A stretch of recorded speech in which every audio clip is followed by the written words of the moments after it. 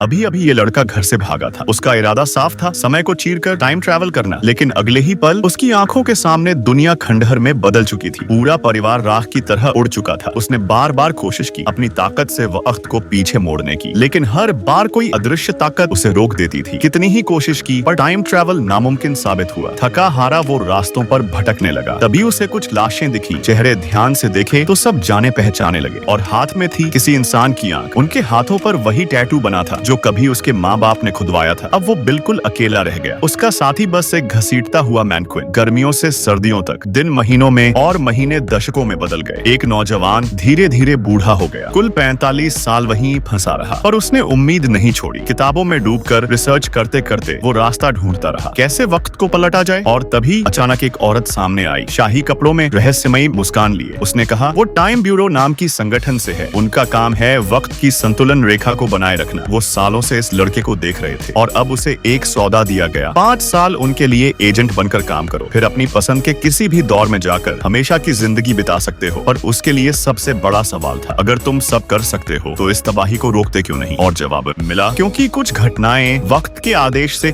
लिखी जाती हैं, हम उन्हें मिटा नहीं सकते। बाहर निकलने की चाह में उसने सौदा मान लिया। अब वो अलग अलग देशों और सदियों में घूम घूम कर टाइम की गड़बड़ियों को सुधारने लगा। लेकिन उसके अंदर की बगावत कभी शांत नहीं हुई। वो गुपचुप टाइम और स्पेस का कोड पढ़ता रहा। आखिर वो दिन आ ही गया। उसने अपनी ताकत से एक टाइम टनल बना दी। दूसरी तरफ मौजूद लोग डर से चौंक उठे। घबराकर उन्होंने उस टनल में एक फायर एक्सटिंग्विशर फेंका, लेकिन लड़का मुस्कुराया। उसे यकीन था अब उसका वक्त आ चुका है। जैसे ही वो टनल से गुजरा, उसका चेहरा बदलने लगा। बुढ़ापा पिघलकर गायब हो गया। वो फिर से सिर्फ 17 साल का हो गया। उसके दिल में अब सिर्फ एक मकसद था, इस तबाही को होने से रोकना। और इस बार वो किसी भी कीमत पर हारने वाला नहीं था।